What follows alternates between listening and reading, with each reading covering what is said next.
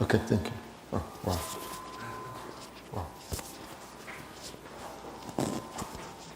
Hello?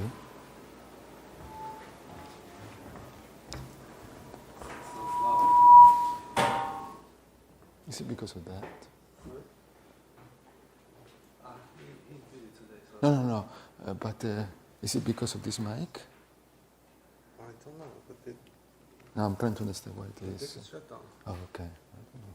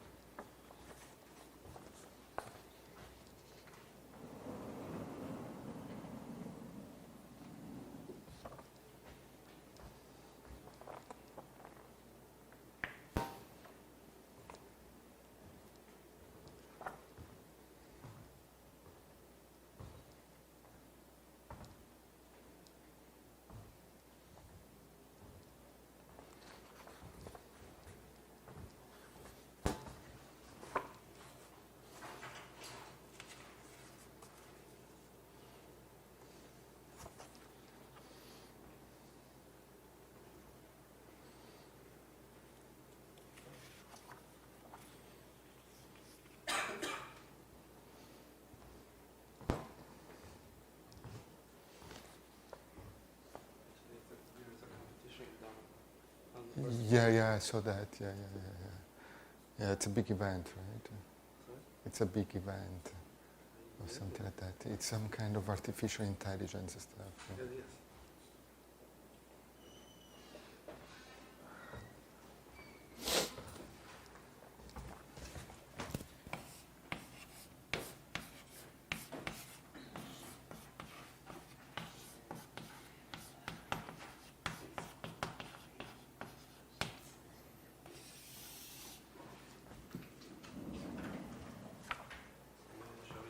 Yeah, whenever you want. Okay. So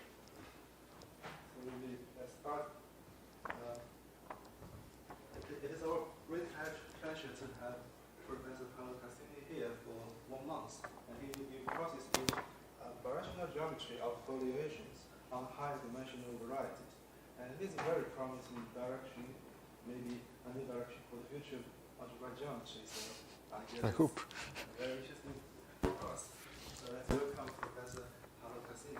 Thank you very much. Thanks for the very nice introduction.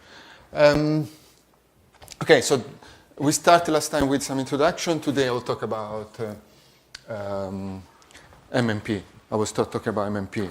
So, okay, I'll give the credits very soon. But in terms of notation, F will be always a foliation of rank P on X projective variety of dimension n. And as we say, we always work with complex numbers. So we know almost nothing characteristic P about all this. Okay, so first of all, very, very briefly, let me remind you what happens in dimension 2. So here there are many people involved, but maybe I will only mention McQuillan. So the story is very simple to describe. I talked about it last 2 years ago about this, but anyway. So there exists always. So let's assume that if F is canonical,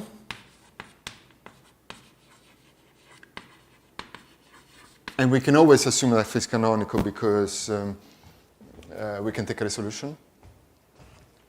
There exists always a Barashian map. And as usual, in the case of surfaces, Barashian maps which are contraction are always proper. So proper Barashian map.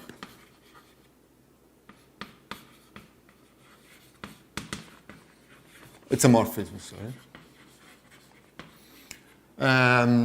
Such that, so there exists a foliation G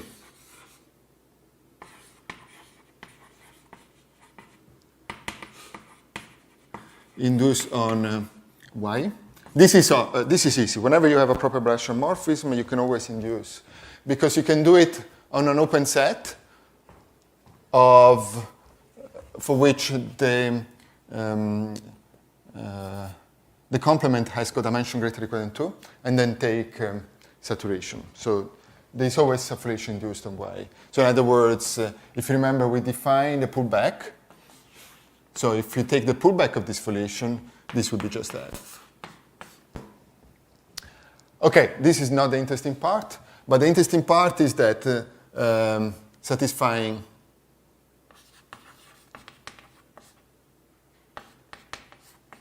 exactly what the Minicourse model program wants to satisfy. Either Kg is an F of the same Kodara dimension of Kf, or Kf, or there exists a modifiable space, or there exists eta from Y to Z, Fano fibration. What does it mean? It means that if we take Kg, we restrict to the general fiber, this is, we take minus Kg, this is ample, where this is the general fiber. Okay, so the proof is not difficult, it's just contracting curves. Rational curves. You need to study what are the curves from which is negative. But exactly like in the Minicourse model program for surfaces, the proof is not very complicated. So this is as good as we hope to be true. On the other hand, let me remind you that abundance does not hold.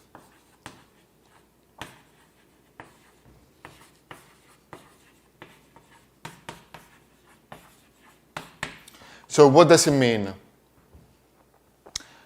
So very, very briefly, let me remind you what is abundance. So conjecturally, Kx in F implies Kx semi-ample.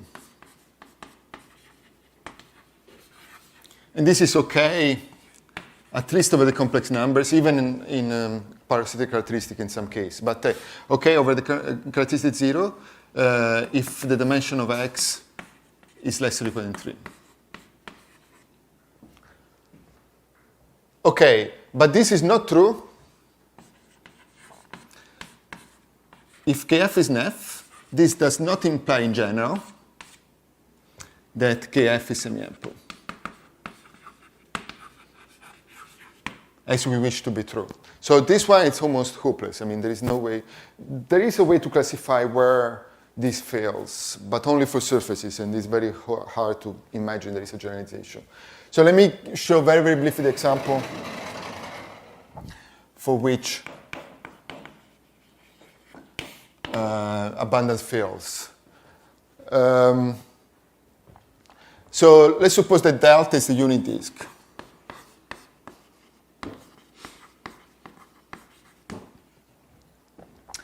So it's possible to find some lattice gamma, irreducible. I will explain what irreducible means in 1 minute. Acting on delta square, the product of delta by itself, such that the quotient is smooth and projective.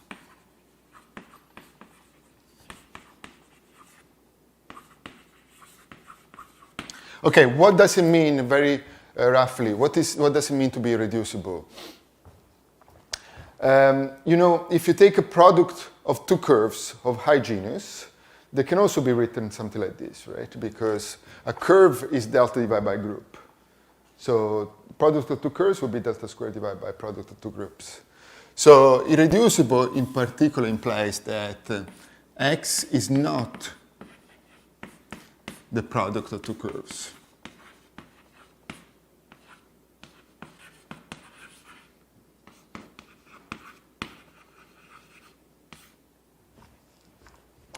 Okay, these surfaces are very famous actually. They're called Hilbert modular surfaces.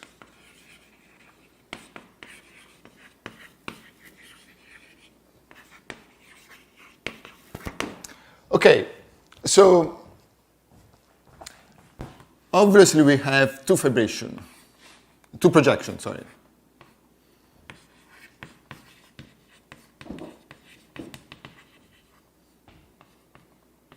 Into the two factors. So this means that there exists two foliation. I'm going to call it f tilde 1 and f tilde 2 because I want to quotient by gamma induced by P1 and P2. Now, the projection do not descend to x, but the foliation, so let me write the foliations, but not the projections,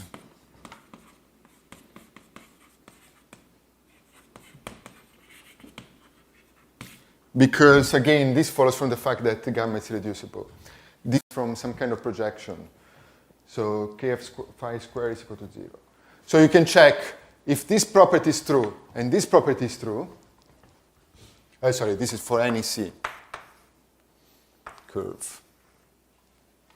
So if you think about it, this property plus this property implies that kfi cannot be semi-ample.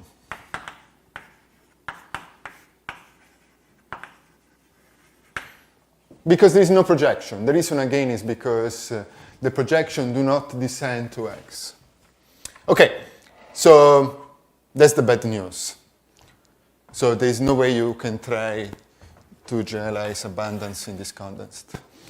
Okay, so the goal is not quite to prove abundance, but the goal is to find a mere model, exactly like here. So from now on, I will move to n greater or equal than 3. I mean, dimension of x greater or equal than 3. And actually, today, actually even next week or next lecture, we will almost always assume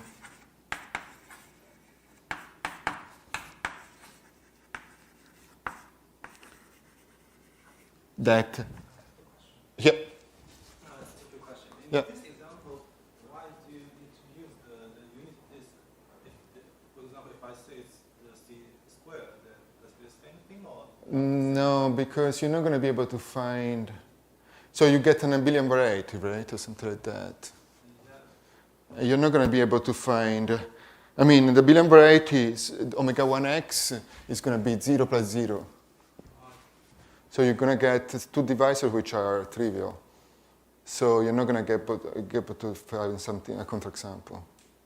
You still get something very similar. You still have kf1 and the kf2, but they're the trivial foliations, so they're not going to give you a counterexample. Yeah, actually, it's a good point. I never thought about it. But if x is abelian, then omega 1x is equal to the trivial.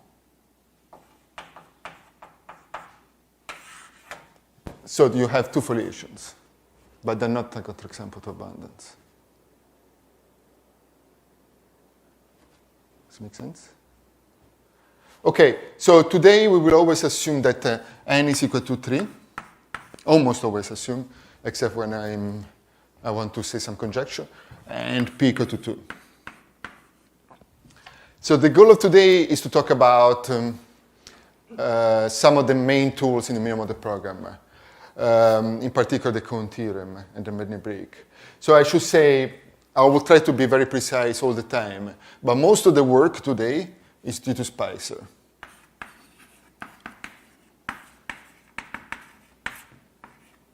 Then next week or next lecture, I will talk about our joint work with Spicer, which is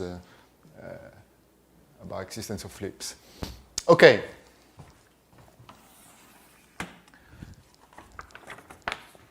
So what is the first step? It's a junction. So as we mentioned last time, we would like to understand if, let's assume that S is an hypersurface.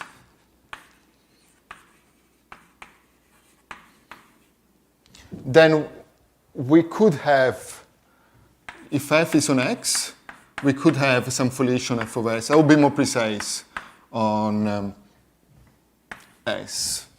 And the story is, what is the relation between Kf and Kfs? So that's what a junction is about, right? Even in the classic Barashian geometry, we care about this. And why do we care about this? Is because all the results that we're going to prove, they will be done by some kind of induction. It's not induction because I'm assuming n equal to 3. But I'm assuming that everything's okay for surfaces. And so I want to understand Kf by assuming that everything's okay for Kfs. Okay, so let's start from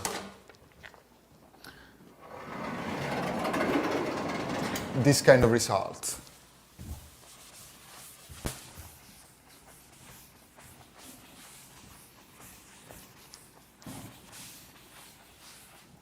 Okay, so what kind of results do we want?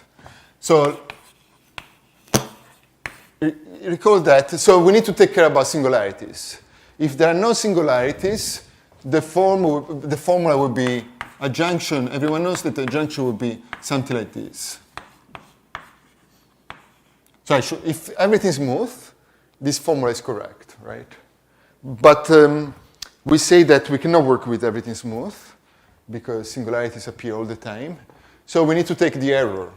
And the error is good. I mean, the error is what we usually call aftershock of the different. So you don't need, if you've never seen this formula, you don't need to know anything about this formula.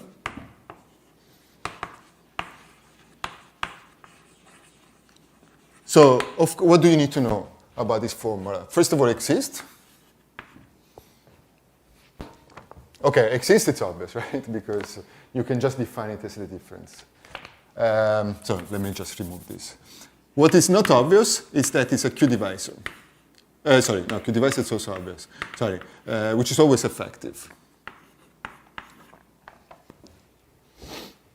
Okay, the only thing that is non-trivial about what I wrote is this one.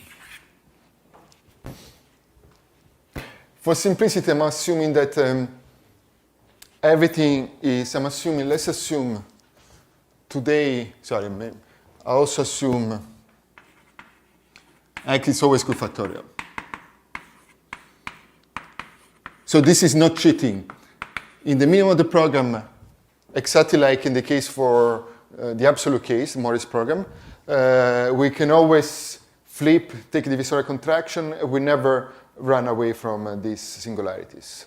So we can always assume that X is cofactorial from the beginning and they will stay cofactorial from all the way to the end. So that's fine. So I don't worry about this kind of form. I mean, it's possible to restrict. So the only thing that is non-trivial is that it's always greater than 0.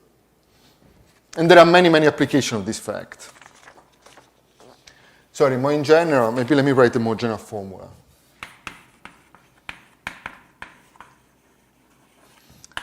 Kx plus S plus delta.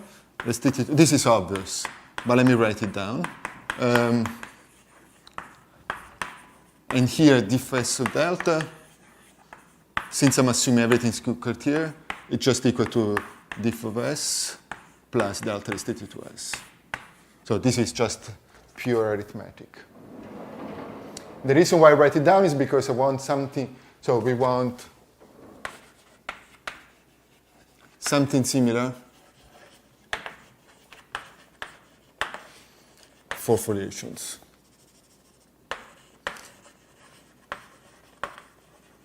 And I already mentioned before that we're going to get something that depends on S. So we're going to get the idea, so vague idea. We're going to get something like Kf plus S restricted to S. Sorry, plus epsilon S. I'm going to remind you what this is. We already mentioned it, but let me remind you. This is equal to Kfs plus theta, where if you want, you can call theta diff. But anyway, what we care about is effective. And this is the induced foliation. And remember, epsilon S, by definition, is equal to 1 if S is not invariant. I will remind you what invariant means as well. And 0 if S is invariant.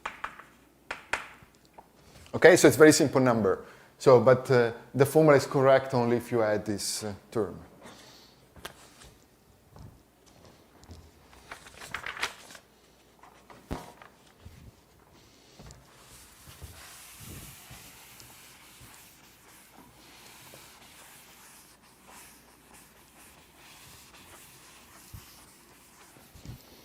Okay, so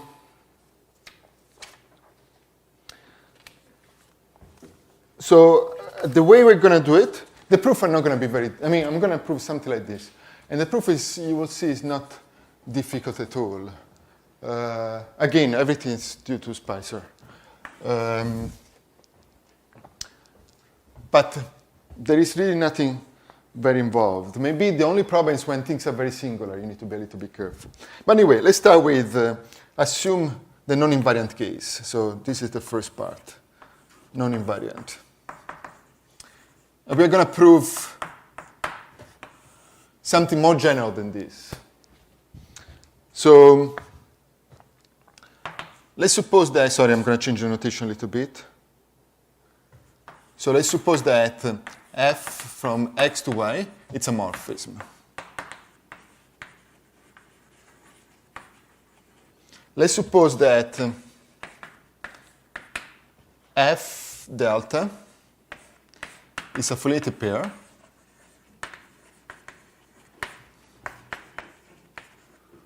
on y.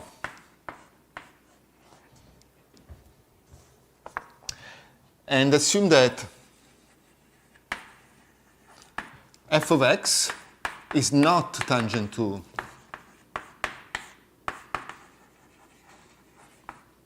f. So this is why it's called the non-invariant case, because invariant means tangent, right? So in other words, if you take the image, you don't want there's something like this happen, where this is the direction given by the foliation, and this is the f of x. So in this case, it will be tangent. Okay, and also suppose that f of x is not contained inside the singular locus of f, union singular locus of x. So, y.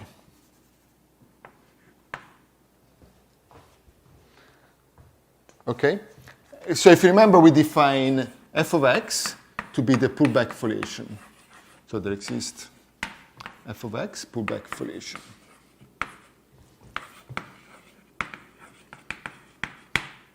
Okay, so so far everything is quite natural. You have a morphism, you have a foliation on y, and delta, it's a Q divisor, you take the pullback.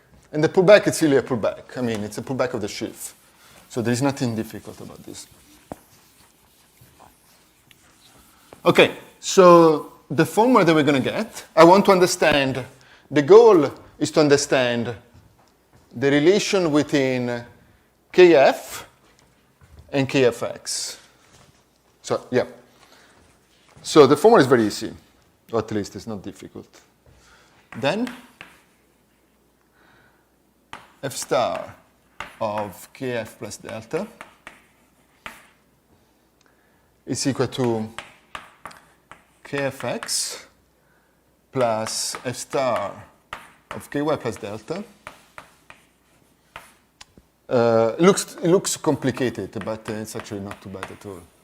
Plus theta, where theta is greater or equal than 0. Okay, what is the idea? I mean, this is the formula. It looks very difficult, but actually, you will see that in one moment that is not difficult at all. What is the idea to prove this formula? So if you recall, last time I call a formula star. Let me write first, and then I try to remind you what it is. So if we define theta to be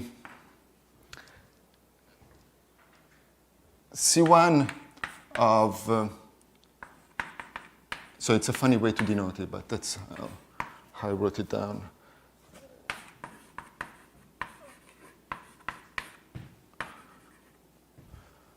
So we wrote something like this, and we showed that this is effective. And the reason why this is effective is because I actually say something wrong just now. To take the pullback, it's true that you need to take the pullback of the shift, but then you need to take the saturation, right? So the saturation is exactly what measures the difference. Theta is exactly what measures the difference between the pullback and the saturation. So this is the difference between the pullback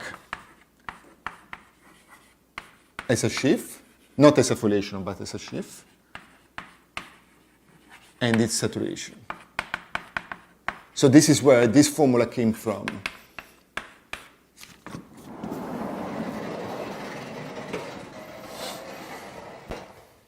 Okay, so this is what we proved last time, more or less. And also, we're almost done. If you remember, what is this sheaf? We have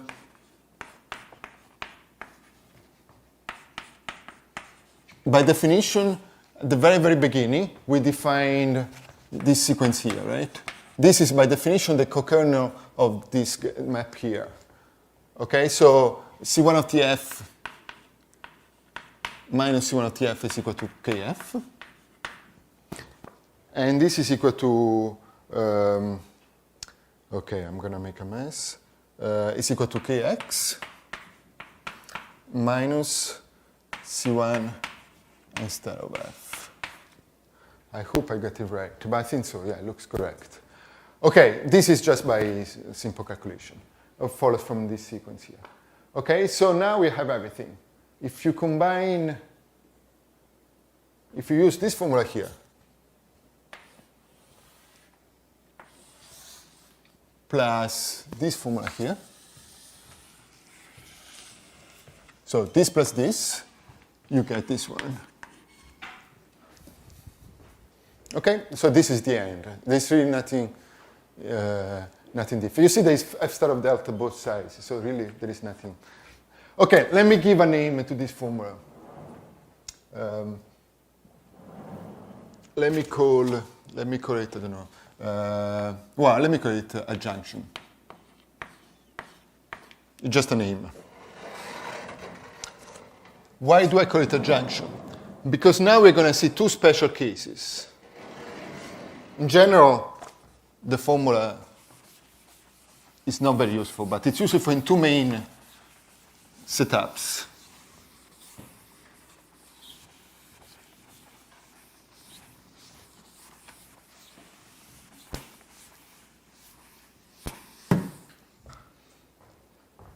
Okay, so there are two important cases.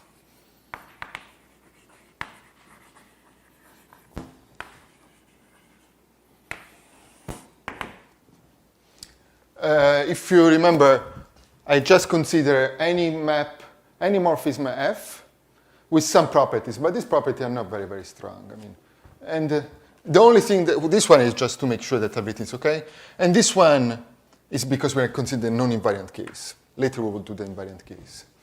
Okay, the first case is that assume S is an hypersurface. And it's a non-invariant hypersurface.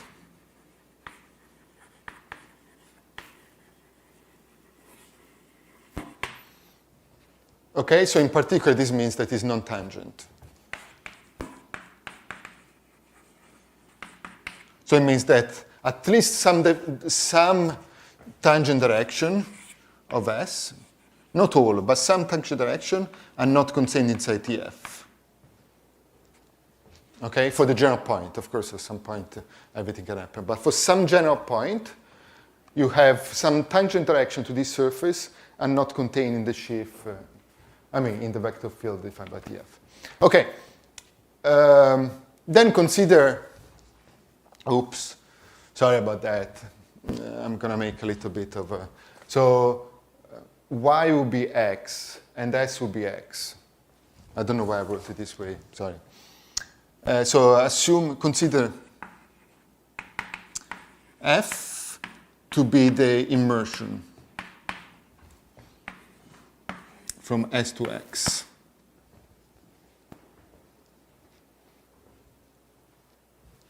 Okay? Surely it's not contained inside single f, single y because it's an hypersurface.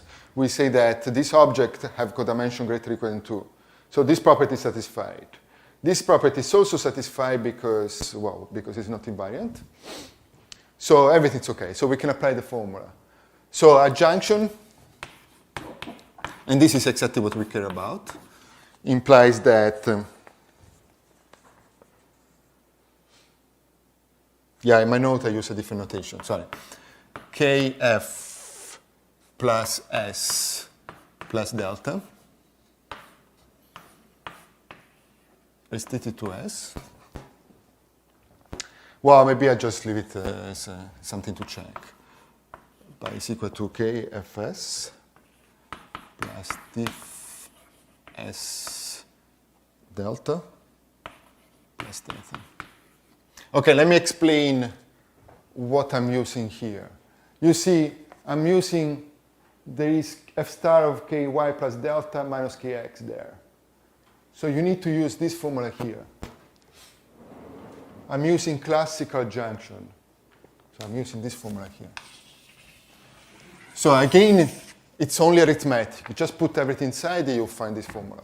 There is nothing about variation geometry. If you believe this formula, there is nothing about algebraic geometry. It's all about arithmetic.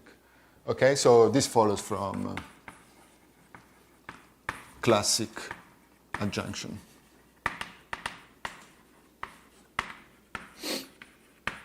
Plus, of course, the formula there. Any questions so far? So again, nothing difficult. It's just putting formulas together. And of course, all we care about is that this is greater or equal than 0. Why? Because the diff is greater or equal than 0, and theta is greater or equal than 0. Okay, so this is exactly what we wanted. This is more general. That is more general than this. Okay, so this is one important case. How about the second one? The second one I'll be quite brief because I don't think I will use it very often. So let's suppose that f is birational.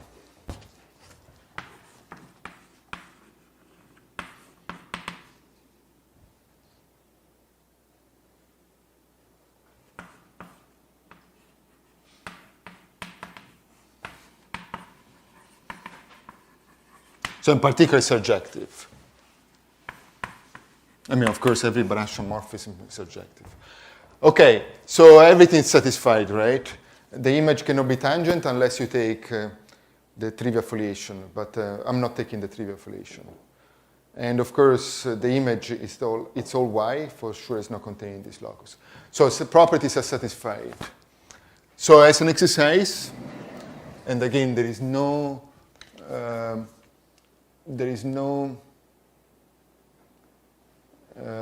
nothing to check except, nothing fancy except checking the formula. This implies that So if you remember, we defined the log discrepancy for foliation. And this is less or equal than the usual, for log discrepancy. So this is the usual log discrepancy.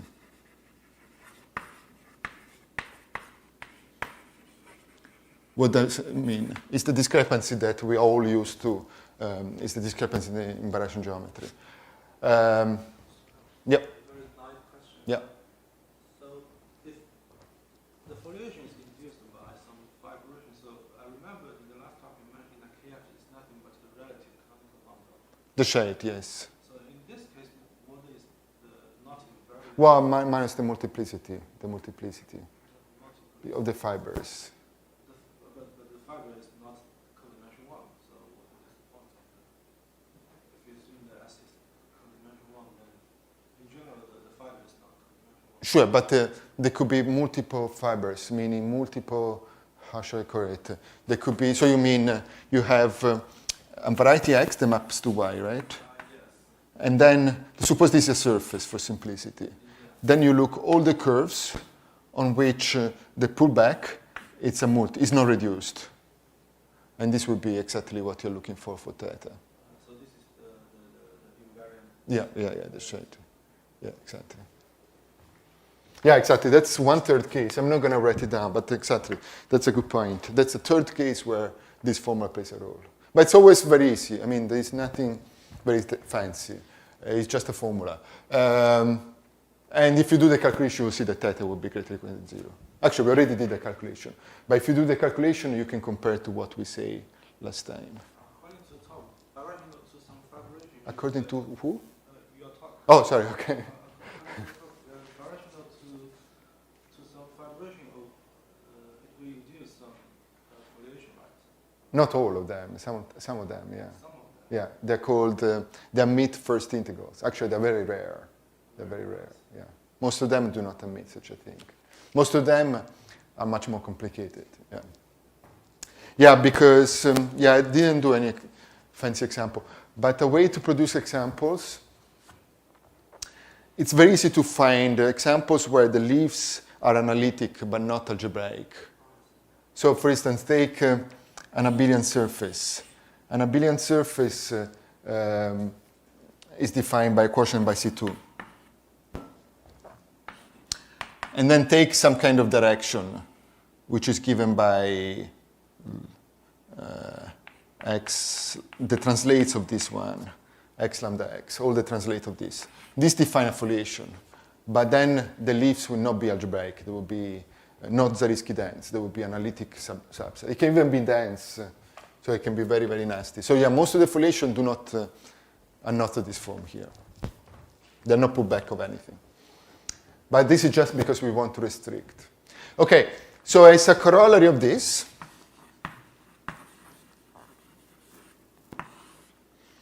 if F delta is guilty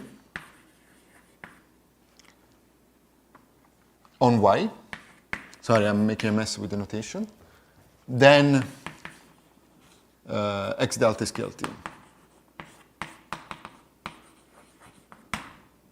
Sorry, Y delta is guilty. So that means that the foliation, you see,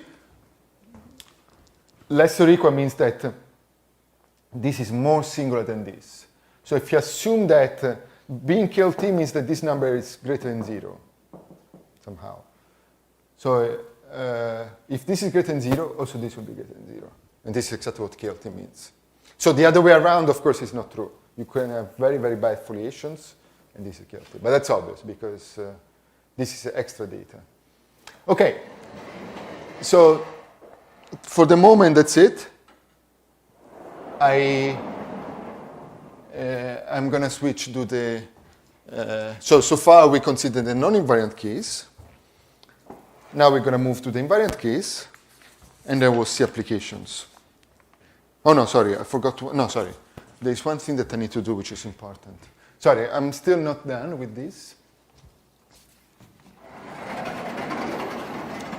This is going to be useful what I'm going to do now, and again it's due to Spicer, is going to be useful in applications. It's not for the sake of generalizing.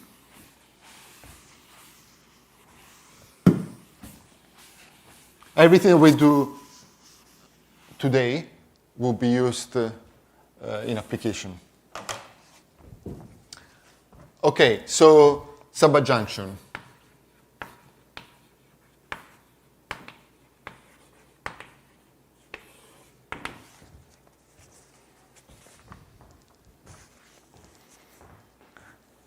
So let me recall, I don't know how many of you are familiar with subadjunction, but let me recall Kawamata's theorem.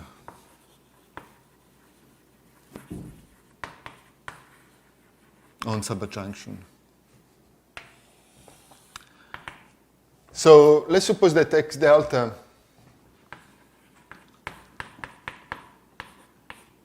it's a log canonical pair.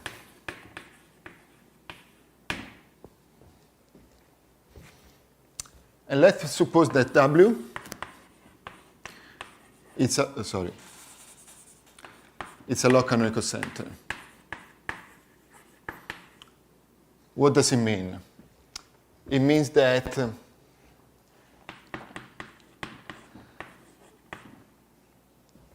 there exists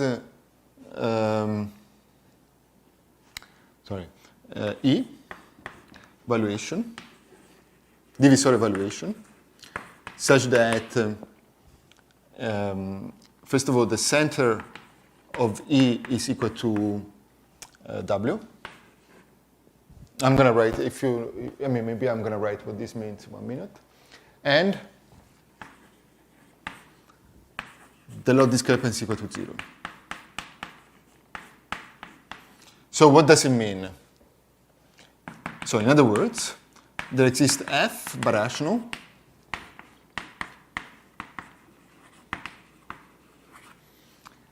and the E is contained in Y, such that F of E is equal to W. This is one property. The second property is that if you write ky plus the strict transform of delta, and you write f star of kx plus delta, I don't know about the other coefficients, but the coefficient of v would be exactly 1. There will be other terms here, which would be for other divisor. But the coefficient of E in this formula is exactly 1. And this is exactly like saying that the log discrepancy is equal to 0. Okay? So then I continue here, sorry. We would like to have something like this. Kx plus delta restricted to W. So what I'm going to write is not true, but it's almost true. It's equal to kw plus theta, where theta is effective. So unfortunately, this formula is not true, written this way. You see, what is the advantage of this formula? The advantage is exactly like what we were doing before, but not only for hypersurfaces, for any subvariety, as long as they're log canonical center. Exactly like when you have an hypersurface, you need to appear with coefficient 1. So this is a generalization of that. Okay, so the reason is because we want to do induction. And many, many papers rely on this object because of some kind of induction. Okay, but unfortunately this is not true. What is true is that you need to perturb it a little bit.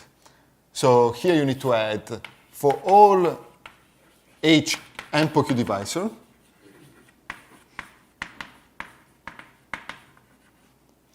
we have that this formula is true.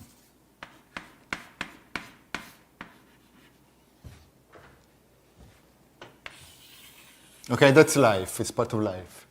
But let me say why this is not a big difference.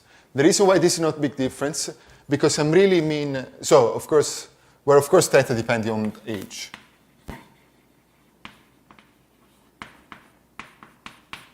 The difference is very small, right? Because H can be chosen arbitrarily small.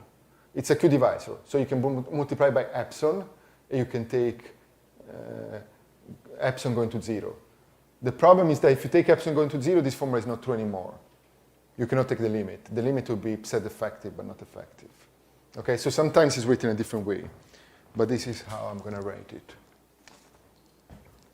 Okay, so it's almost like a generalization of adjunction, except that you need to be careful. There is a little perturbation that you need to make. So in the case where W is smooth, the usual adjunction formula will also have the determinant of the... Well, if you need to take, as far as I know, you need to take, if W it's a log canonical, it's complete intersection, then it's easy. You can just apply this formula, adjunction formula as many times as you want. Okay, so in something, this term is already absorbed by the divisor. Yeah, exactly. In that case, there would be no theta whatsoever. Yeah, that's right. Yeah, you're right. Yes. Because you'll be just applying the formula many times. So yeah, theta will measure singularities in some sense.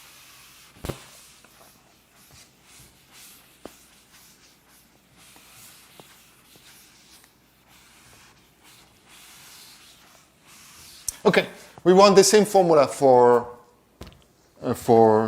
foliation. So let me write it.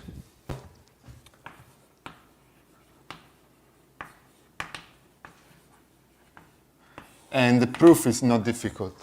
Well, at least it's not very difficult. It follows from, so this is due to Spicer, and it follows from Kawamata's theorem. It's a consequence of Kawamata's theorem. Exactly like our adjunction, it's a form,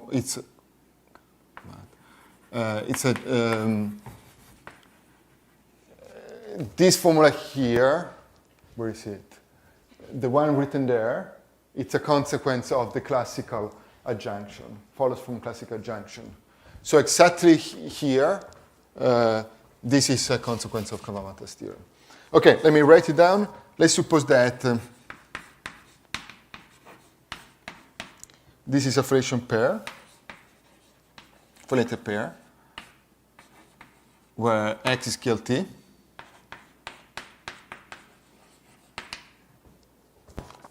And let's suppose that W is a log canonical center of F delta. So I don't remember if I define it. So I'm going to define it again. Yeah, sorry, I don't remember if I already defined it. So but it's exactly the same definition.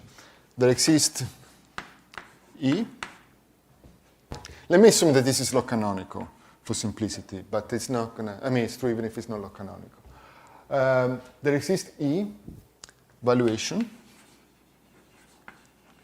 such that the center of E is equal to W. And so remember, when you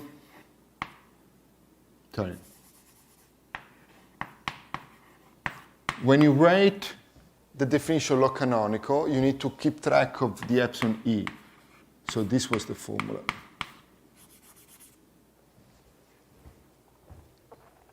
So if E is invariant, this number could be equal to 1. It's going to be equal to 1.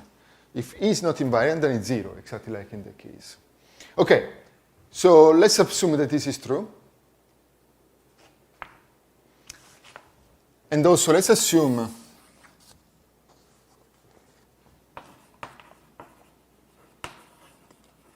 that W is not tangent. If you remember, we are trying to generalize the non-invariant case. We are still in the non-invariant case. Then later we'll see what happened in the invariant case. And W is not contained in singular of X union singular of F, which is exactly what we had before. And yeah, here I was a little bit sloppy. here we had to take, W might not be normal. So if it's not normal, you need to take the normalization. So this is the normalization of W. But if you assume that W is normal, then it's the same formula. So let's suppose that W nu is the normalization W.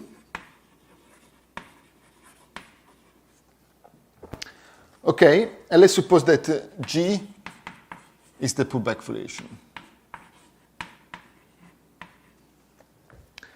Then, I suppose that H is an empty divisor.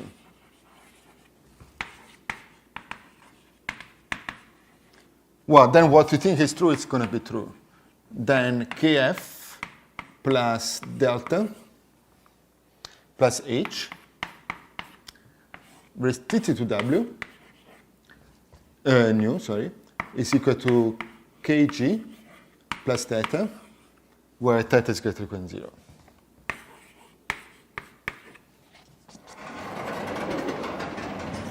Okay, there is not much to comment here. As I said, it almost follows from this formula here and classical Kawamata's theorem. But the problem is that you need to be a little bit about singularities. That's why the proof is not completely obvious. It's a one-page proof, but still, there's a little bit of calculation that one needs to do. But if things are not too singular, then you just follow directly from this formula. Any questions so far? Okay, let's consider one important example, which is going to be very important later on.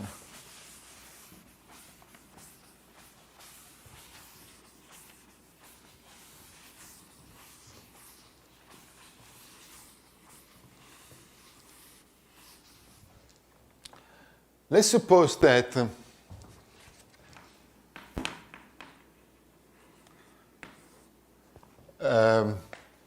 so we know that X is a threefold, right? So W, it's a locanical center. There are three possibilities.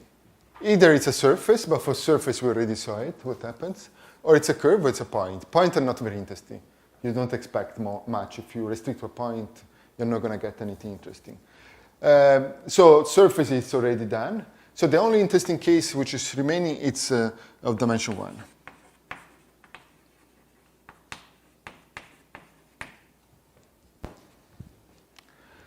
So what is G? G is a corank 1 foliation on a curve. But what does it mean to have a corank 1 foliation on a curve? It's going to be trivial because you see curve has tangent bundle equal to a dimension. It's a line bundle. So corank 1 means that the rank has 0. So in other words, there is nothing, Kg disappear. So in particular, this is the trivial foliation. So Kg is equal to 0.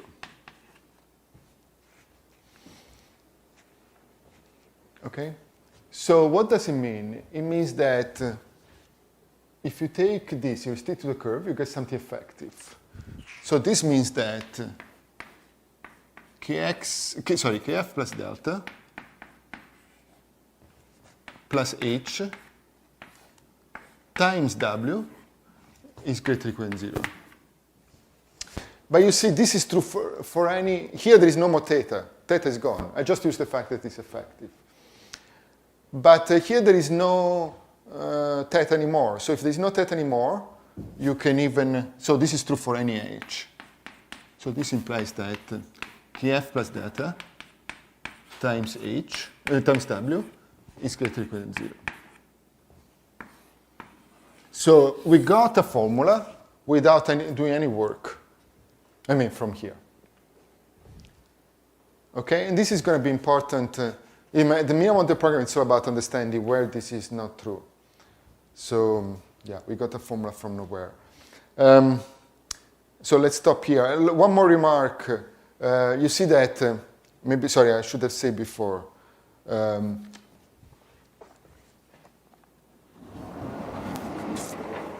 It's not very important, it's just a remark. Since W is not tangent, this where did I write the theorem? So the E here, since W is not tangent, E is not going to be tangent as well, because it's going to map to something non-tangent. So E here, it's always non-tangent.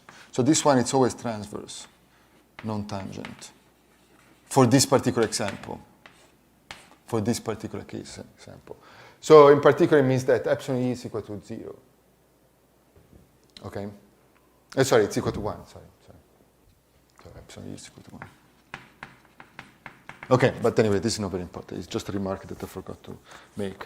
So let's take a break, and then we continue in 10 minutes or something like that.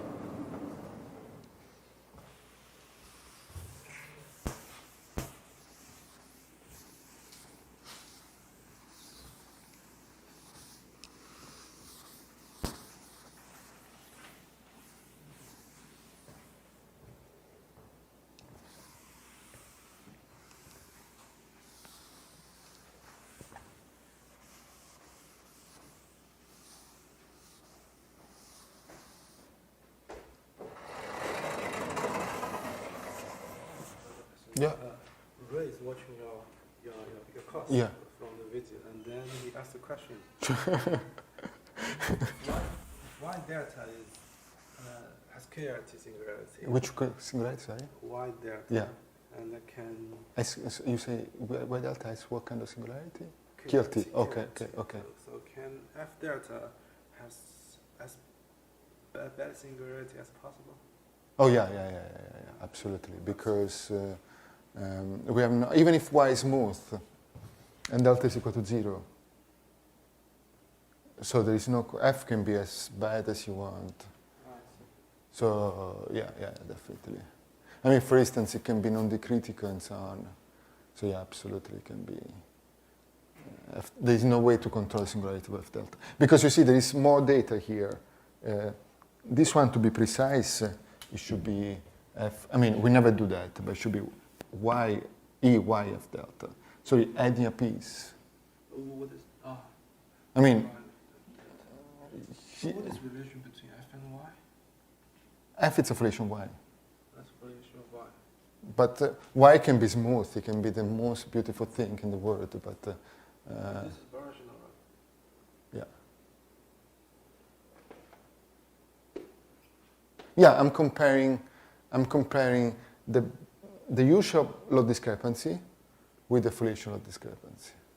So what I'm saying is that this can always be better than, it needs always to be better than this, but the other way around is not true.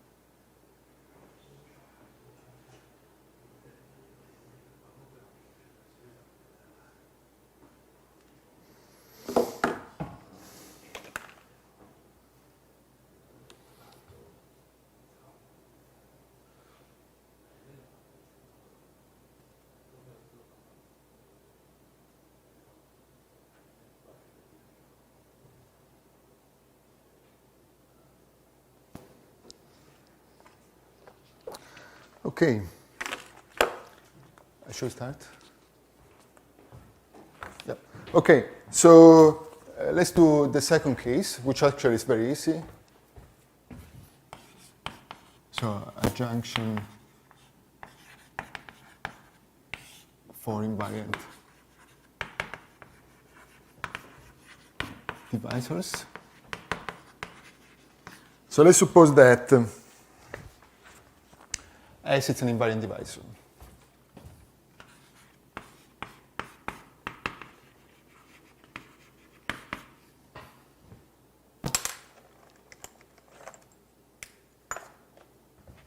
hypersurface. Let's suppose that, as usual, we denote by nu the normalization. So, first of all, let me remind you what F invariant means. So, F invariant, of course. What does F invariant means? So, F invariant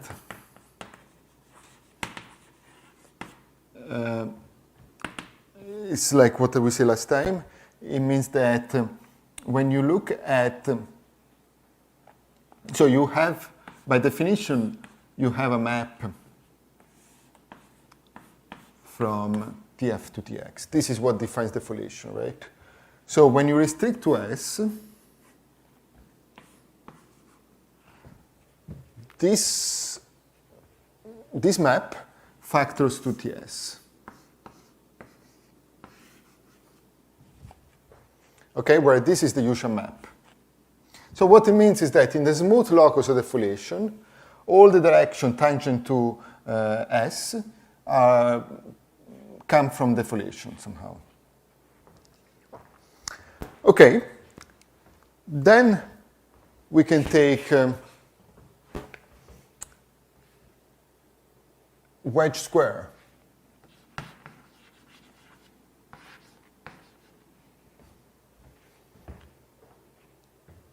Okay, so what we have is that this sequence will give, this factorization will give a factorization of the second, it's called the Pfaffian or something like that. Okay, so what we get by doing this is that the restriction to Kf to S nu, this is nothing but Ks nu plus some theta, where theta is positive, where theta is effective. Okay, so again, the reason is because the wedge square of this, I'm assuming that it's in dimension 3. Of course, the same is true in higher dimension, but so this is dimension 2. That's why, I mean, I'm taking otherwise you need to take higher wedge, of course. But you see that since you have this map here, it means that, so this follows from the fact that lambda 2 of Tf is equal to S invites inside lambda 2 of Ts. Okay, and so if you just think about that, what you get is this formula here. Again, I don't need to know almost anything about this theta at the moment. All we care about is that it's effective. So you also assume that the ring of the foliation is True. Yes, that's right. Yeah, as I said, we will almost always assume that. Sorry, I should have said that x it's a threefold. Dimension of x equal to 3, and rank of f is equal to 2. Yeah, we will always. I mean, for today, except for when I state conjectures, then all the results are going to be in this setup for today. Okay, so we got what we wanted. So in general, we proved that, so let me write it down one more time. Kf plus epsilon s times s restricted to s is equal to kfs plus theta, where theta is greater than 0. But now, what is fs? So if s is invariant,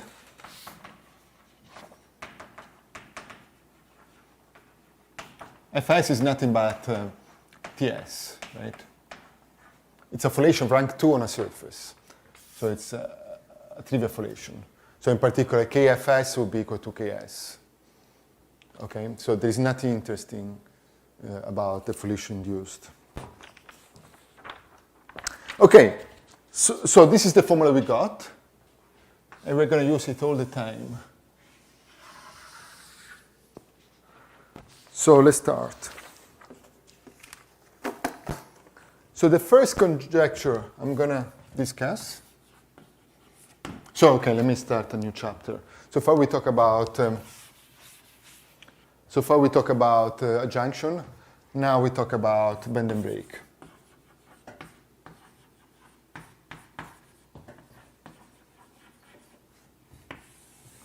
And the first conjecture we talk about is exactly bend and break.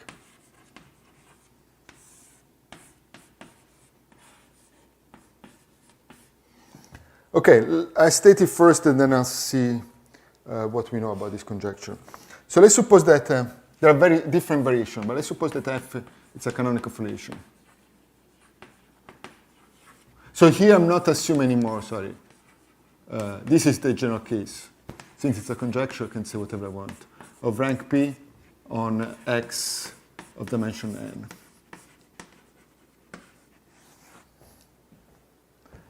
Let's suppose that, actually you need to assume, this is very interesting, this is false in characteristic P. So you need to assume that it's over in characteristic 0. Let's suppose that C is a curve, and X is a point inside this curve. Let's suppose that X, as usual, is not contained in the single locus of F. And Kf times C. So such that, sorry,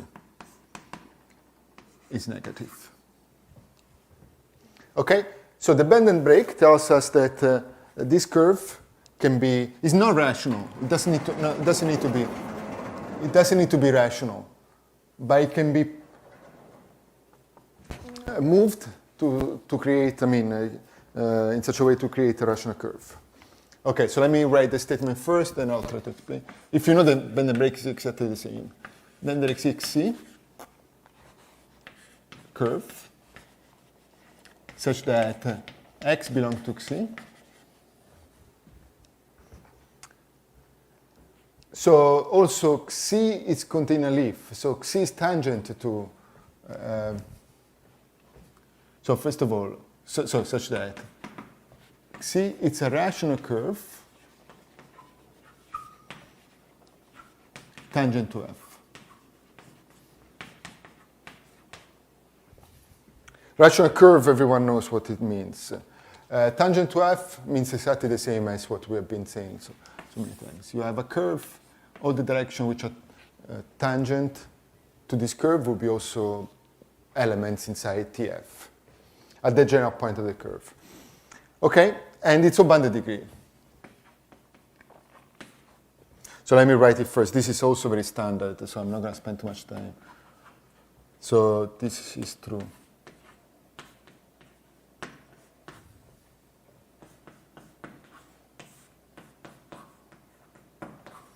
For any H ample. Okay, what is the idea?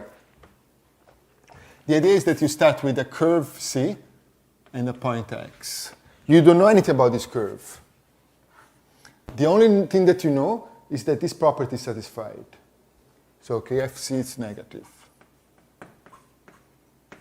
So the idea is that you can perturb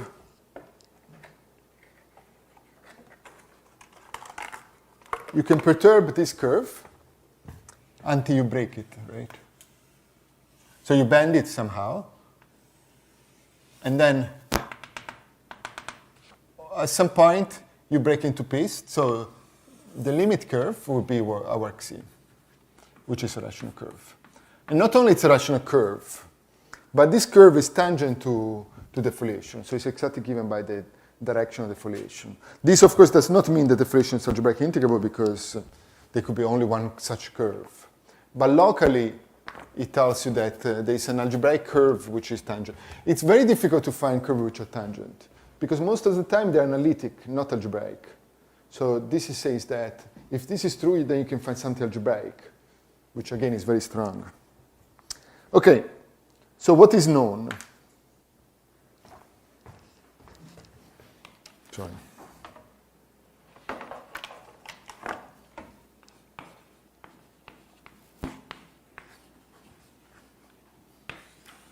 So, as usual, the dimension of n is n equal to 2, it's okay. It's really easy. Actually, I think that I will show a proof for n equal to 2, but it's very simple. Then for any n of rank 1, and this is a result by Bogomolov and McQuillan.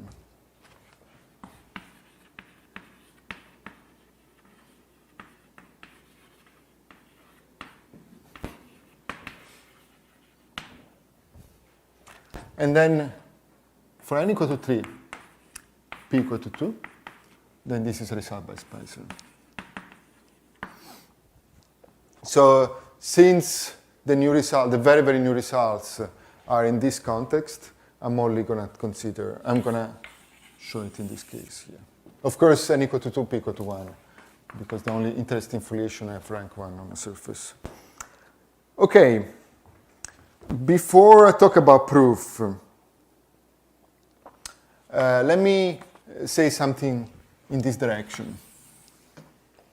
So a foliation F, this is very, very similar to, so this is very similar to the normal bend and break, of course, due to Mori.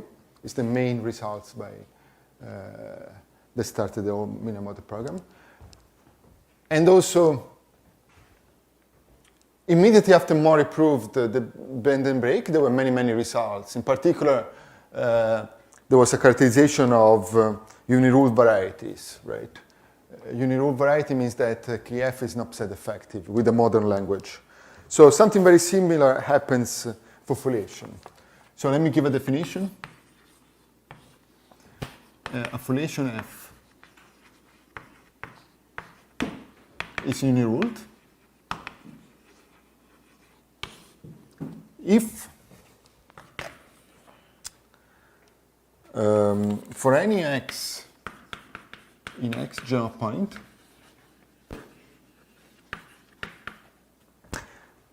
there exists a rational curve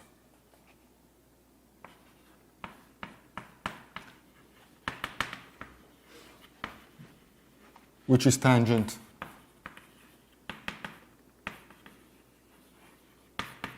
to f. Okay. So it's stronger than being rational, right? Sorry, it's stronger than being x uniruled. In particular, x is uniruled. Let me write it. In particular, x is uniruled.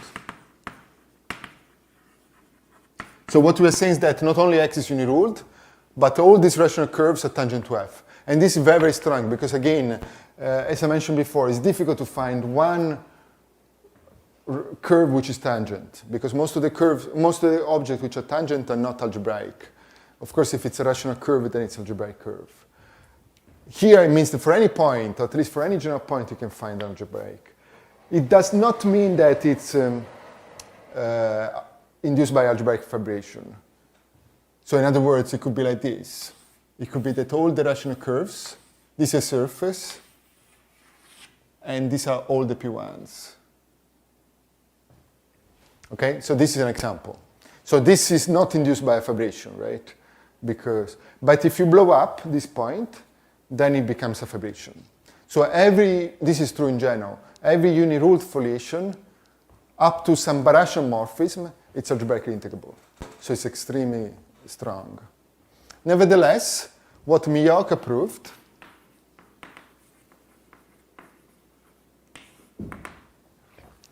so this is in any dimension, in any rank.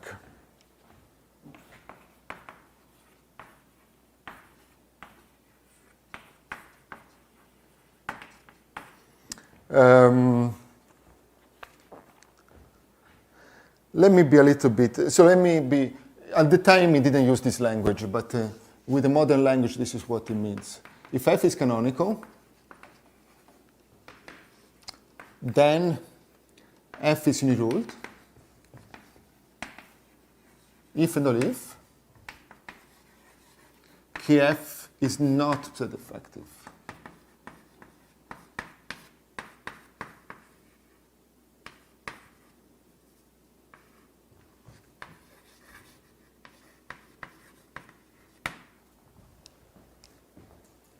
Okay? So this is as good as we can get.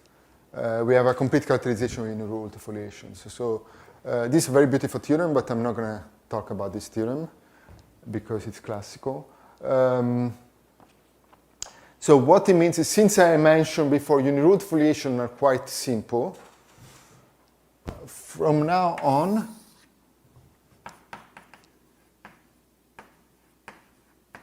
we will always assume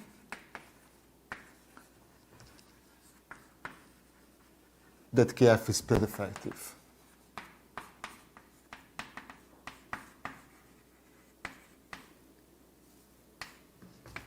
Of course, there are many papers written assuming that F is uniruled. For instance, there are many papers about foliation which are Fano. But from my point of view, what we worry about is minimum of the program. So from my minimum of the program point of view, it's not useful to assume that Kf is not spread effective. So I'm always going to assume that Kf is spread effective. So of course, if you have F delta,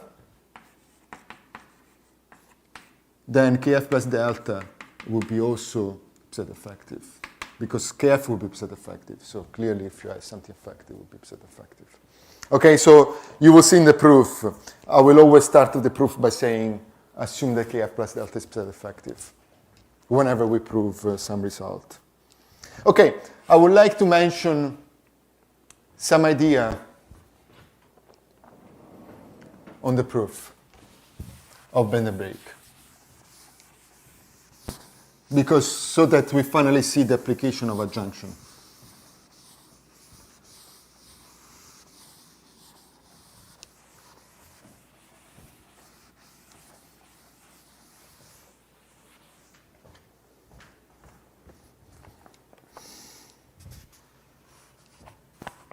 Okay. Idea of the proof of the bend and break for n equal to 3 and p equal to 2. And the thing, using the same proof, much easier, you can prove n equal to 2 and p equal to 1. Okay. So let's suppose that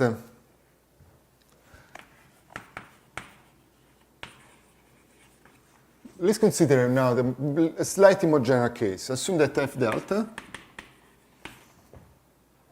it's a foliated pair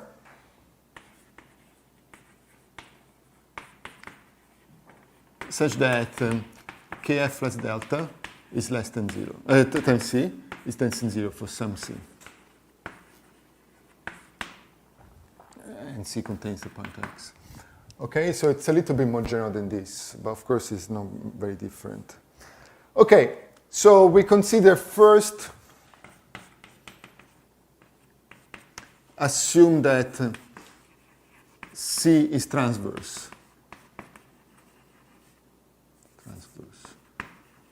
Transverse just means that it's non-tangent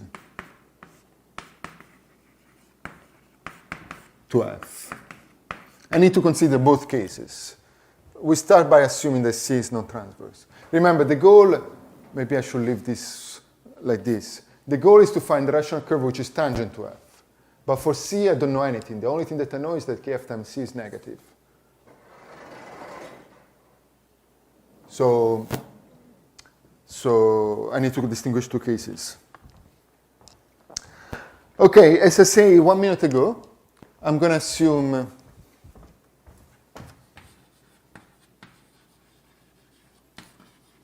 that Kf plus delta is Z effective.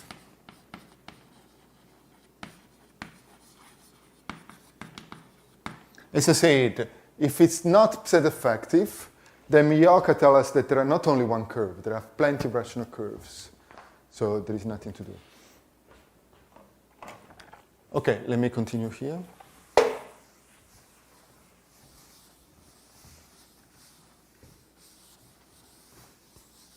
So I don't know, this is very simple. If you have something Z effective, and kf plus delta times c is less than 0. So upset effective means that, let me be slow here.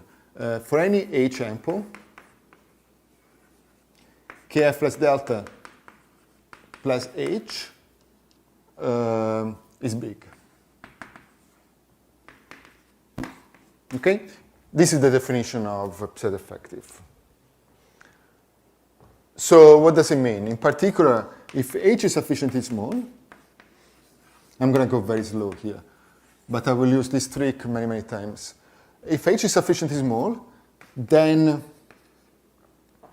kf plus delta plus h times c is still negative. Right? Because, because of this formula. Okay, so this is big, but it's negative on 1. So in particular, there exists a surface S such that S times C is negative. Right? So this is where I wanted to go. Since kf plus delta is effective, I can produce a surface on which S times C is negative. Okay. So S times C is negative, it means that C is contained in S. And this implies that S is not tangent, is not invariant. Why? Because you have a surface which contains a curve which is transverse. So if the curve is transverse, for sure, S cannot be tangent, because I'm assuming this one. Okay. Okay, the first goal, we first want to show that S is smooth at the general point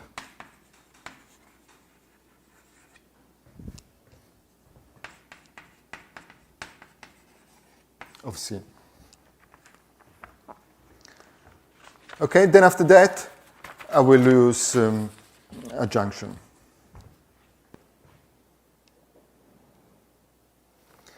So suppose, how do we prove that? Suppose that is not true.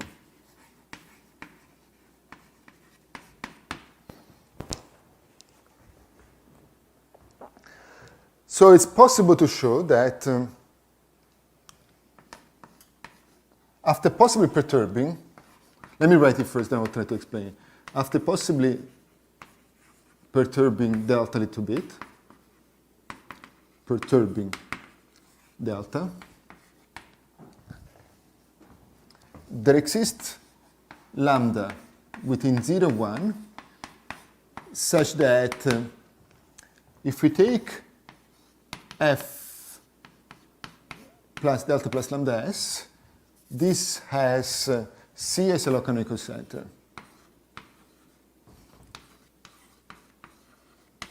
Okay, let me try to explain what this means.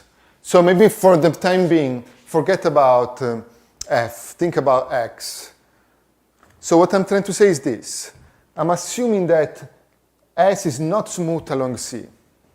And I'm increasing its coefficient for delta. Okay, maybe start from 0, maybe not, I don't know. But anyway, from delta, we increase the coefficient, and we stop when it's not anymore log canonical. Okay? So since S is not smooth along C, this, first of all, will be less than 1. But the more important thing is that C will be the log canonical center. So if this is the picture, this is exactly where you're going to stop.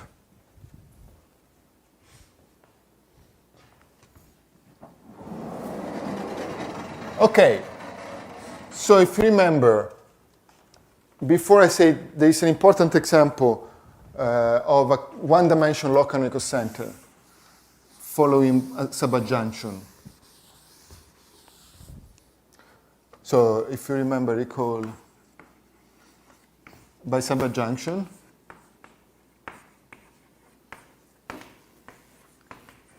since C is a one-dimensional log canonical center of f delta plus lambda s. It follows that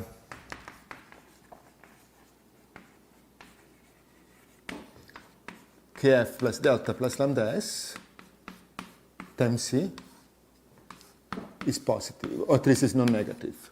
This is not true for kx. There is no such a theorem for kx.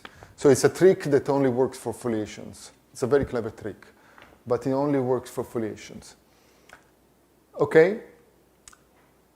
So you will see there is something wrong. Why? Because, of course, this is equal to kf plus delta times c plus lambda times s times c. But if you remember, kf plus delta is negative, and s is negative on c. So this is negative, and this is also negative. And lambda is positive. It's written somewhere here. Lambda is positive. So there's a contradiction.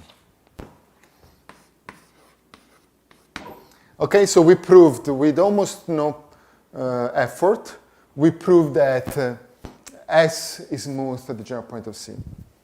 All right, so now we can apply adjunction one more time.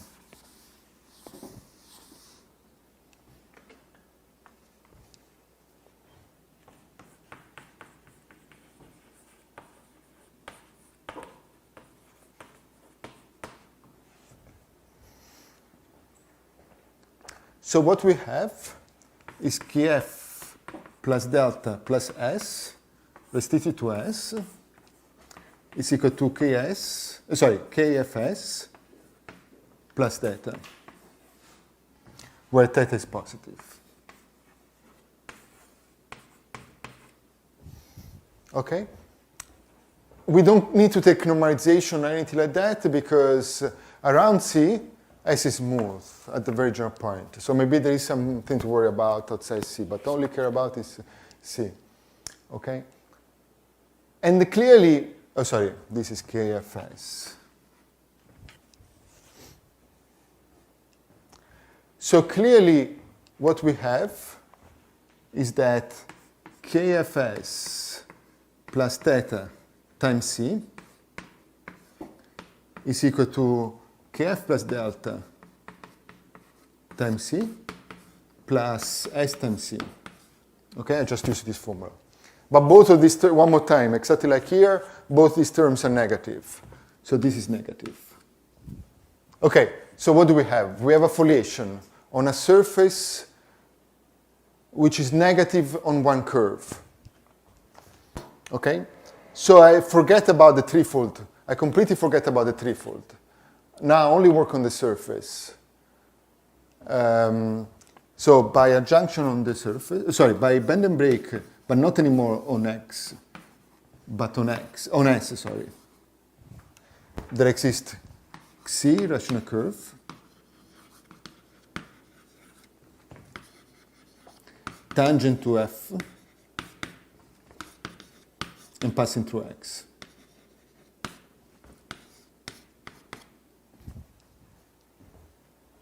Okay, so we produce the rational curve not on X, well, of course on X, but not only on X, but also on S.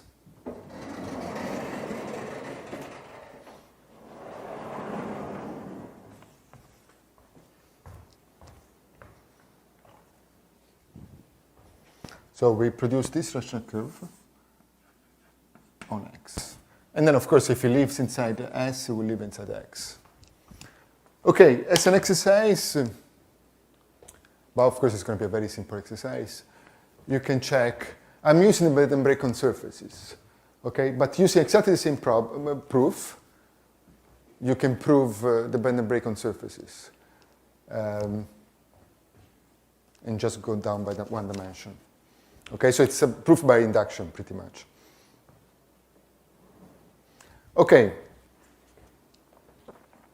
So you see, he almost doesn't use the fact that dimension is equal to 3, except that we don't have resolution singularity in higher dimension. Okay, now I'm running out a bit out of time.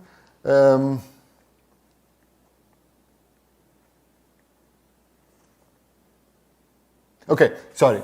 Now I need to consider the other case.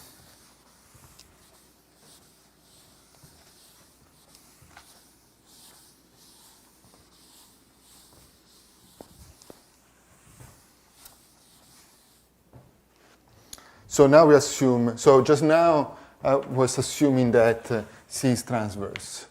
Now we assume C is tangent to F.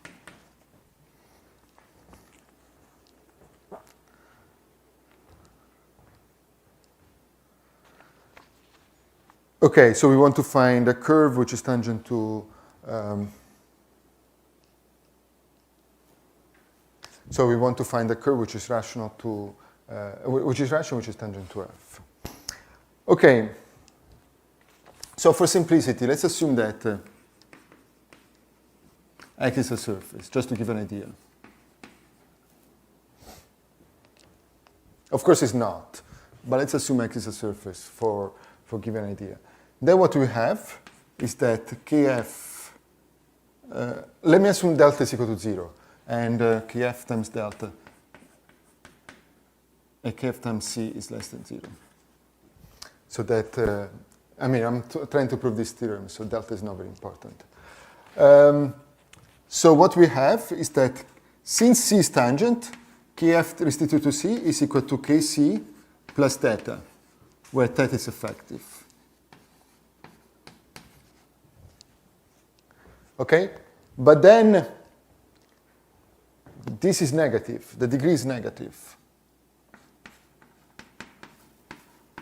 So this implies that the degree of Kc is negative. But that means that C is P1. So you see, bend and break for surface, it's very, very easy. There is nothing to prove. It's just a junction. Okay? So now let's go back to the case of 3 foot.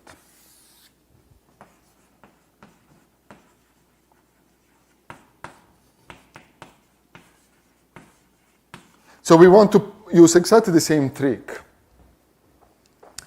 So the idea is that we want to find S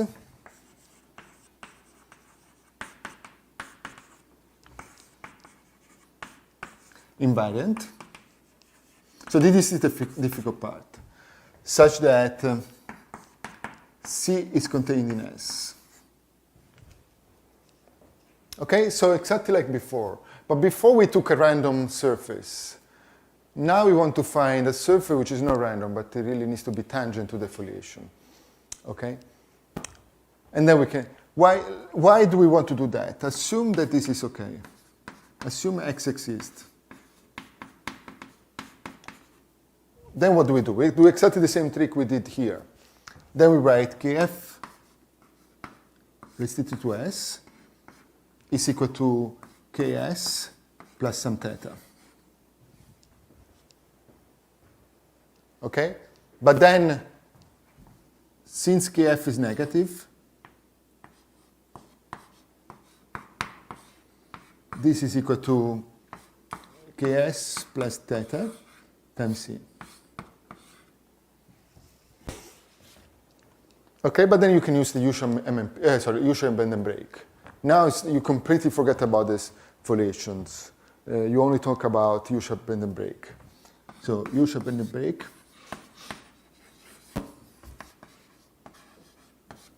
implies that,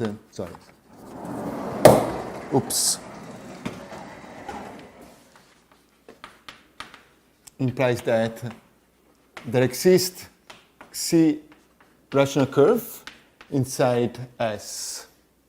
Okay, but there is still one thing to prove. Sorry, there it's very badly written.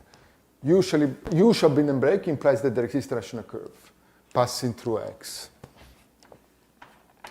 But I'm not done, right? Because I need to find, besides the bound is not very interesting, but I need to find a curve which is tangent to F. Well, but this is exactly why I took S to be invariant. If S is invariant, all the curves will be tangent. So let me write it down.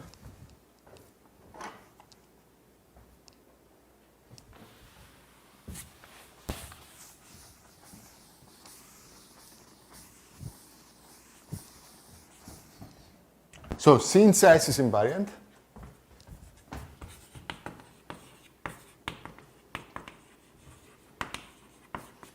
it follows that C is tangent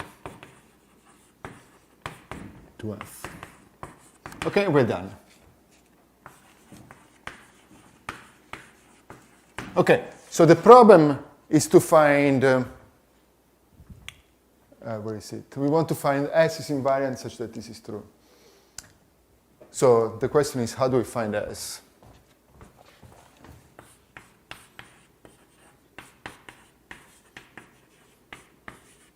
Okay, so from now on, I mean, for the next 5 minutes, or maybe 10, you can completely forget about bend and break. I need to solve a different problem. So let me repeat what the problem is. You have a curve which is tangent.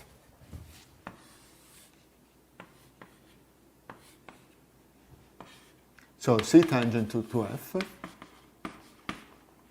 implies that there exists S, which is tangent to F.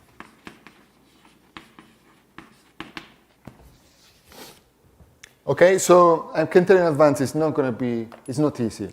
But also S in general is not algebraic.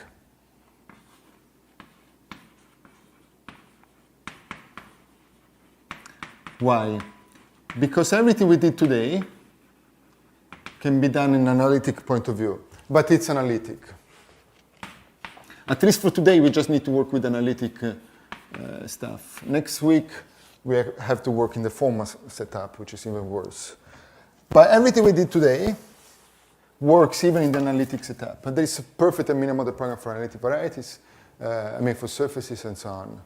So everything, many of the things that we did here are true even if S it's just an analytic variety, not algebraic. Okay? Okay, how to find such an S? So as I say, there is no more bend and break, so I'm going to erase this one. Let's consider a very, very simple case.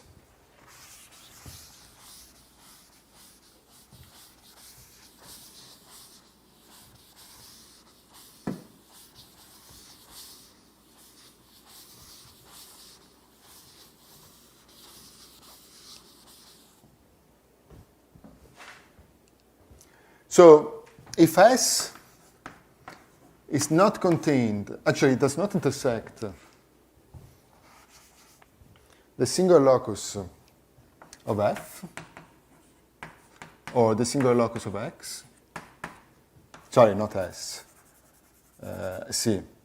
We need, the goal is to find S. So if C does not intersect it, then the existence of S follows from Frobenius theorem.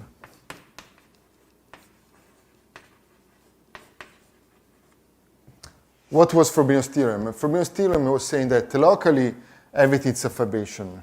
Again, it's not going to find algebraic, but it's going to be analytic. So what we do is just to consider directions which are tangent to F, but not contain F. So these are all tangent to F, and these are also tangent to F. And so this would be our Fs. Okay, when there are no singularities, this is a very, very old theorem, so there's nothing we need to do about this. Okay, in general, the proof is quite involved, so I'm just going to tell you the history of this. So the first result is due to Cano and Chervaux. I don't know if I pronounce it correctly.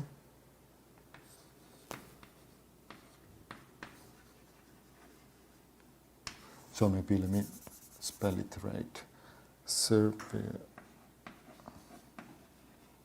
Okay, which proves this. Let's suppose that F is a rank 1 foliation.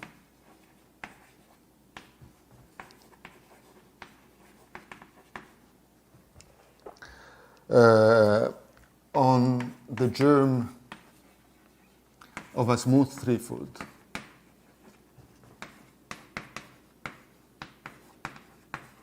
As I say, everything is analytic, so I can assume that we do this locally at one point.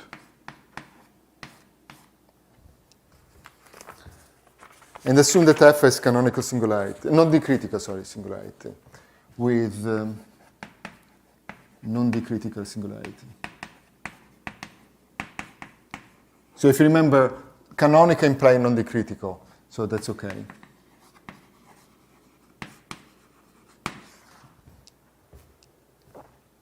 If C is not contained in F, in the singular locus of F, but is tangent to F, sorry, is tangent to F, then there exists such an S.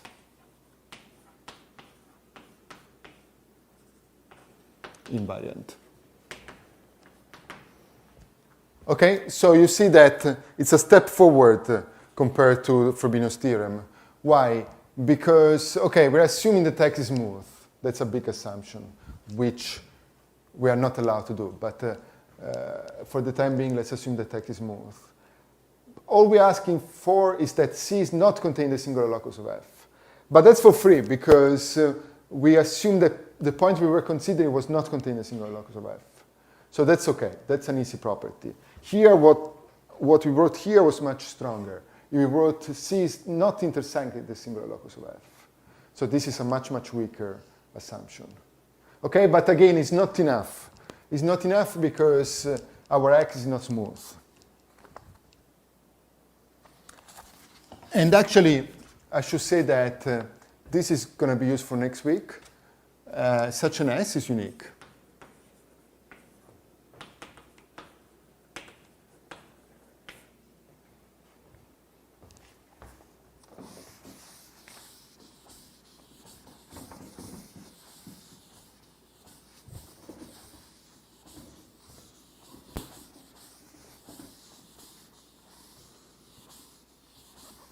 Okay, now let me tell you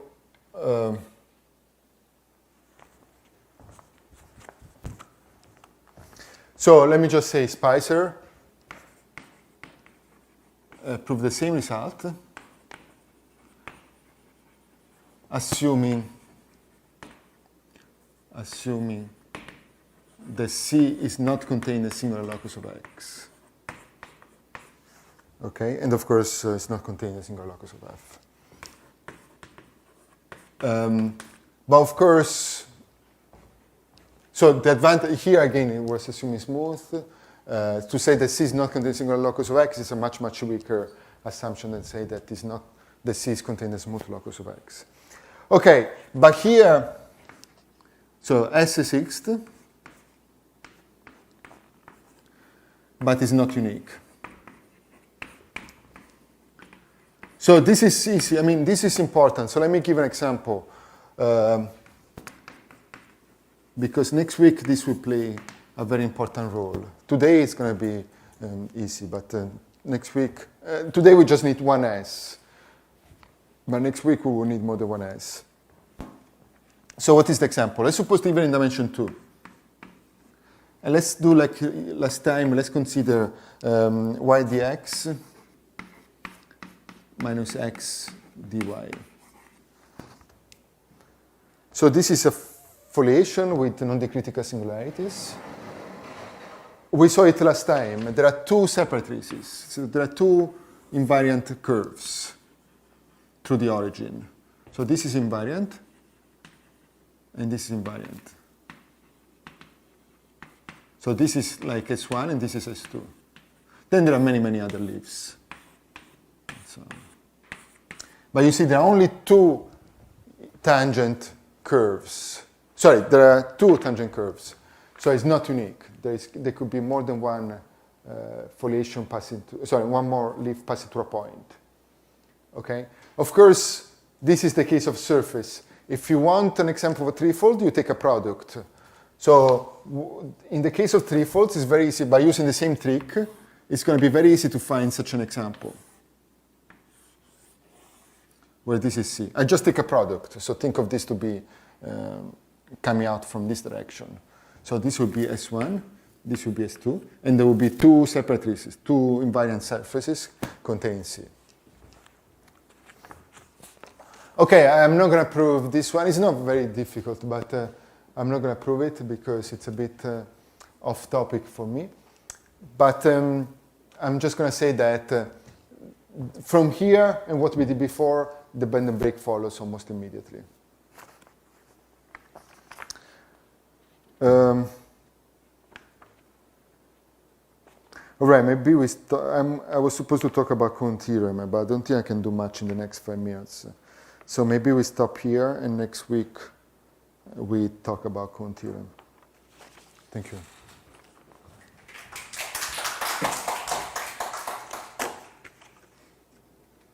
If you have any questions. Yeah. Did you mention this theorem with respect to dimension 3 because of the resolutions? Yeah. So maybe I thought that resolution of singularities was true in... Oh, resolution singularity for foliations. No, resolution singularity for varieties. Oh. So yeah. Resolution singularities for foliation, it's only known in dimension 3. So you want the singularity of the foliation not to be too bad. And so this is still very, very open.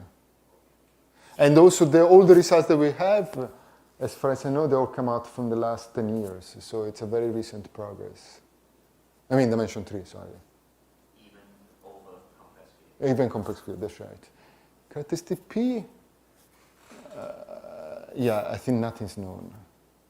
In dimension 2 it's okay, but in dimension 3 nothing's known. Yeah. But to be honest, foliation and characteristic P are very, very hard. So yeah, nothing what I said is true in characteristic P. Yeah. Does your argument for the bend and break, can it work in higher dimension? Oh yeah, many results, assuming resolution, many results work in high dimension. But for corank 1, I'm using very much the fact that the corank is 1. Yeah, actually, yeah, that's our next project, I think, to try to understand how many of these results are true for in high dimension. We never wrote it down, but I don't see why they should fail. You need to be a little bit more careful because sometimes I use the fact it's a surface and I play with the surface. So we need to write down the details, but I don't see any abstraction. Many of the results should be true for any rank 1 foliations. So I think maybe this argument can already work because you can just cut. Yeah, exactly. Many things should be okay. The problem, maybe it's okay. We didn't write it down. Everything that, I mean, many of the results I'm going to talk about next week are very, very recent. So it's a very much work in progress. So yeah. So the theorem of the Kano itself, so S is a subwriting of X. Mm-hmm.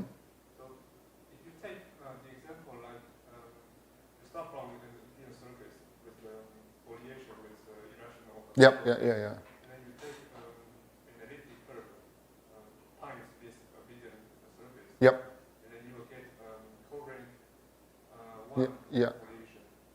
And in this foliation, there is no subvariety, which there is no dimension 2 subvariety, which is tangent to this foliation. No?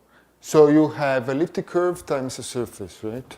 Oh, but no, but it's analytic. It's going to be okay. You still have analytic leaves. So this can be dense inside. Yeah, that's right. Yeah. That's why yeah, it's exactly, they don't need to be algebraic. So how can you know range bend and break? Because we just work in the neighborhood of C.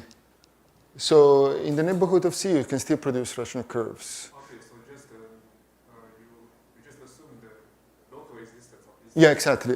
Yeah. That's a very good example. That's exactly the reason why this theorem is exactly false. Your example shows that this is false. It's false if you want S to be algebraic. And next week will be even worse. The example that you gave, it's analytic, but next week it will be even worse because next week what I'm going to do is to exactly use this thing here, meaning that instead of 1, I need 2 leaves, and one of them will not even be analytic; it will be only formal. And so there is a little bit of analytic MMP, but there is almost nothing for formal MMP. So what we had to do is to rewrite some of the results for the formal for formal schemes. So that's exactly, so it's going to be even worse than this one somehow.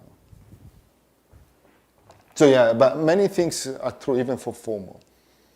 So which is much, much weaker than being analytic.